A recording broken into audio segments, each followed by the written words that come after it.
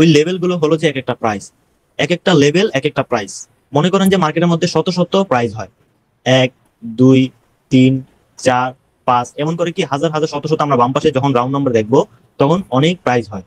এখন মনে করেন যে একটা প্রাইস একটা লেভেল, মনে করেন যে এটা হলো যে 51 লেভেল, অথবা আমি যদি এখানে আঁকাই 19 লেভেল, 19 রাউন্ড নাম্বার লেভেল।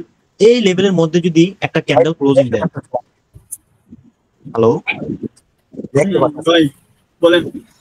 হ্যাঁ, একটা লেভেলের মধ্যে যদি কোনো একটা ক্যান্ডেল ক্লোজ দেয়, মনে করেন যে এবার বায়ার্স ক্যান্ডেল ক্লোজিং দেয়, না হয় গ্রিন ক্যান্ডেল ক্লোজিং দেয়, বায়ার্স ক্যান্ডেল ক্লোজিং দেয়, না হয় কি রেড ক্যান্ডেল ক্লোজিং দেয়, সেটা দেখার বিষয় না। কিন্তু দেখার বিষয় যে যেই লেভেলে এসে ক্লোজিং দিছে, এখানে তো 19 রাউন্ড নাম্বার লেভেলে এসে ক্লোজিং দিছে, তাই না? 19 রাউন্ড নাম্বার লেভেল থেকে পরবর্তীতে বায়ার্স আসবে নাকি সেলার্স আসবে, সেটাই আমাদের আইডেন্টিফাই করতে হবে। সাপোর্ট লেভেল থেকে অনেক সময় দেখবেন, মনে করেন যে মার্কেটের, আমি সবকিছু আবার মুছে দিচ্ছি, মনে করেন যে মার্কেটের একটা সাপোর্ট লেভেল আমি আঁকাই,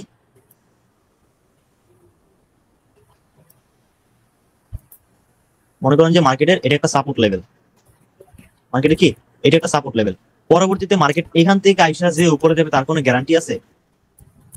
তার কোনো গ্যারান্টি নাই। তার কারণ প্রিভিয়াস বায়ার্স এর কাছে টাকা ছিল বিদায়, আমি বাংলা ভাষায় বলতেছি ভাই, আমি হার্ড করতেছি না, প্রিভিয়াস বায়ার্স এর কাছে টাকা ছিল বিদায় এই পয়েন্ট থেকে বায়ার্সরা মার্কেটটাকে উপরে নিয়ে গেছে। 10 মিনিট আগে বায়ার্স এর কাছে যে টাকা ছিল, 10 মিনিট পর বায়ার্স এর কাছে সেই টাকা নাও থাকতে পারে। আমার কাছে 10 মিনিট আগে যে টাকা আছে, 10 মিনিট পর যদি আমি ভেঙে ফেলি, তাহলে কি আমার কাছে সেই টাকা আছে? হয়তোবা কমতে পারে, হয়তোবা বাড়তে পারে। কমতে পারে কোন সময়? তার কারণ আমি এখানে কি সব আমার টাকা দিয়ে আমি এখানে বাই করে ফেলছি, পরবর্তীতে আমার কাছে কিন্তু বেশি টাকা নাই। কিন্তু আমি এখান থেকে আবার পরবর্তীতে বাই করতে পারবো কোন সময়? যদি আমার কাছে আবার 10 মিনিট পরে কেউ যদি আমাকে টাকা দেয়, অথবা আমি টাকা ইনকাম করতে পারি, অথবা আমার পকেটে আবার কোনো খান থেকে টাকা আসে, তাহলে এখান থেকে আমি বাই করার চেষ্টা করতে পারি, অথবা মার্কেটটাকে উপরের দিকে নিয়ে যেতে পারি। এখন এতগুলো কথা বলার একটাই কারণ হলো যে, আচ্ছা আমি কি কথাগুলো অনেক জোরে জোরে বলে ফেলতেছি?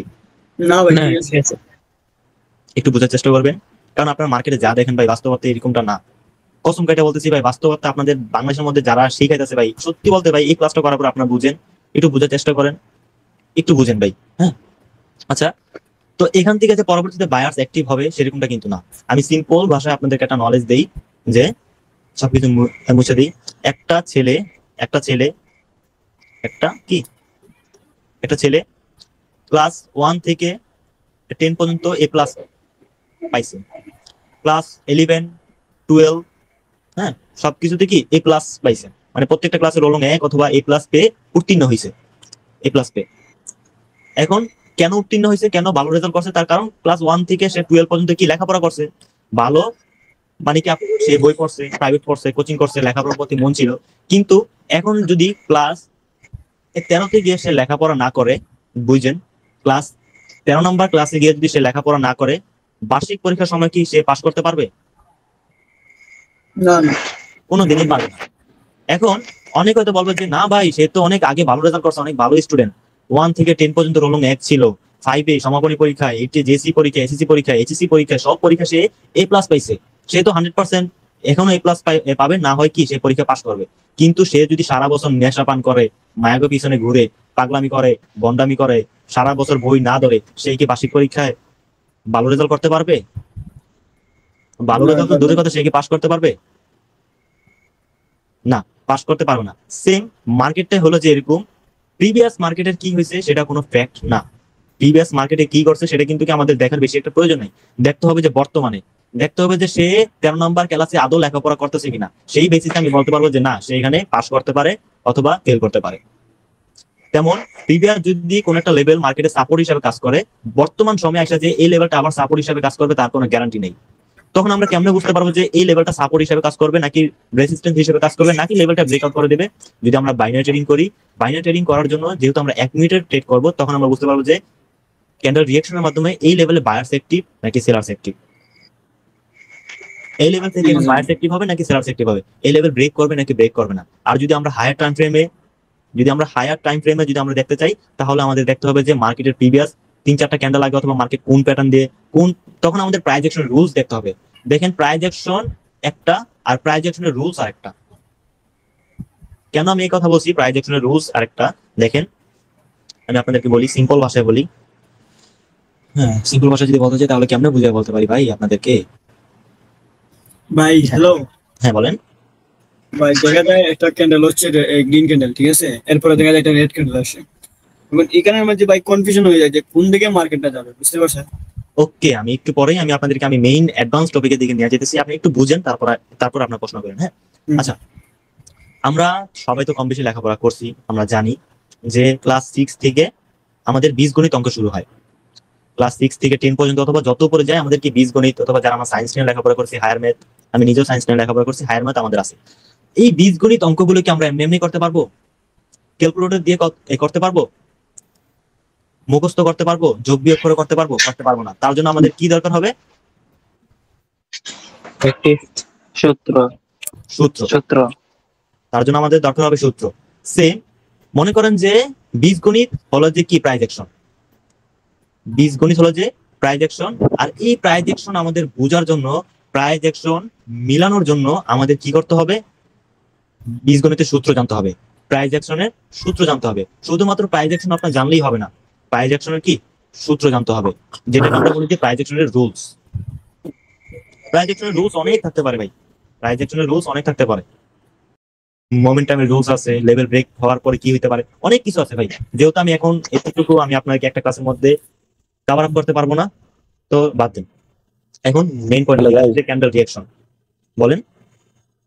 আমি বললাম যে এখানে তো অনেকে নতুন আছে ভাই, লাস্টে দু একটা সেটআপ দিয়ে দিন তাদের। আচ্ছা, ক্যান্ডেল রিঅ্যাকশনটা আসলে কেমনে কাজ করে? হ্যাঁ, ক্যান্ডেল রিঅ্যাকশনটা কেমনে কাজ করে, একটা ক্যান্ডেলের ফরমেশন আমি আগে বুঝাই। ওই যে আমি একটু আগে যে কথা বলছি আমি আবার বলতেছি, একটা লেভেল, একটা লেভেল মনে করেন যে মার্কেট উপরের দিকে যায়, মার্কেট উপরের দিকে কি যাইতেছে, অর্থাৎ ক্যান্ডেল এর মনে করেন একটা ক্যান্ডেল উপরের দিকে যাইতেছে। একবার উপরে গেছে, এই লেভেল থেকে বাড়ি খেয়ে, আমি বাংলা ভাষায় বলতেছি ভাই, এত ঘোরানো পেছানোর কোনো দরকার নেই। এই লেভেল থেকে রিজেক্ট হয়ে অথবা বাড়ি খেয়ে ক্যান্ডেলটা নিচে এসে পড়ছে।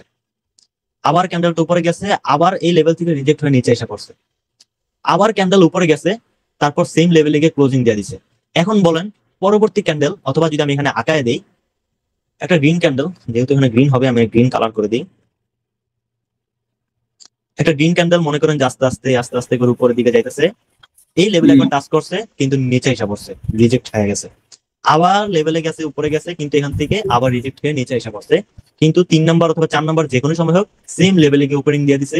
এখন বলেন এখান থেকে বায়ার আসার সম্ভাবনা বেশি নাকি সেলার আসার সম্ভাবনা বেশি? সেলার। সেলার। কয়জনে বলেন সেলার, কয়জনে বলেন বায়ার? একটু সবাই বলেন তো, আমার স্টুডেন্ট বাদে।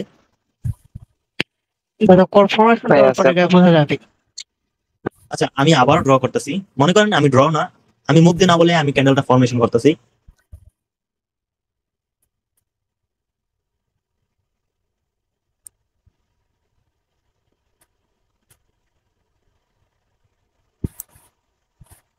লাস্ট পর্যায়ে সেম লেভেলে গিয়ে ক্লোজিং দিয়ে দিচ্ছে। এখন বলেন এখান থেকে আসবে বায়ার্স।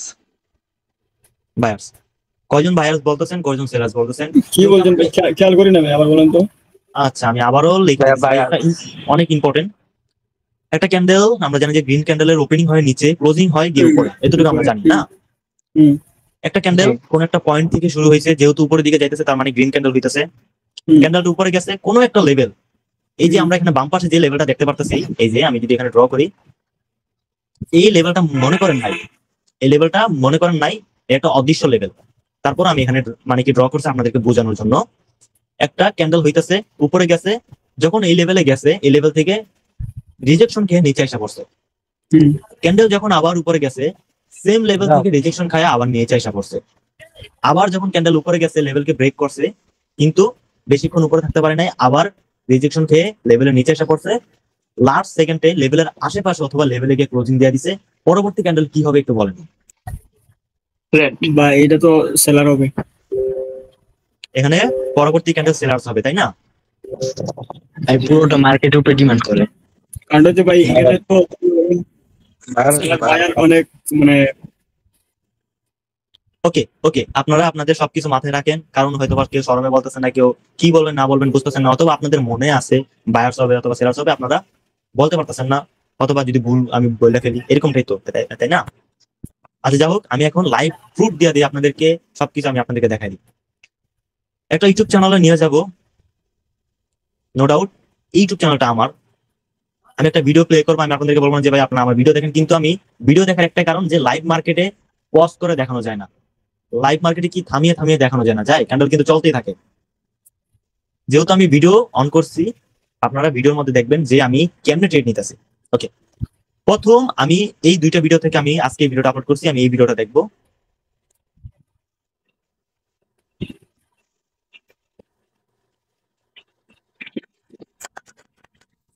একটু সময় দেন। আসসালামু আলাইকুম বিউটিফুল ট্রেডার্স, কি অবস্থা সবার? আচ্ছা, আপনাদের কাছে কি কোনো সাউন্ড যাইতেছে? হ্যাঁ হ্যাঁ, ওই যে এদার মাউসের সাউন্ড। তাছাড়া ভিডিওর কোনো সাউন্ড যাইতেছে? যে আমার ইউটিউব ভিডিওটা এখন যে চলতেছে, কোনো সাউন্ড যাইতেছে আপনাদের কাছে?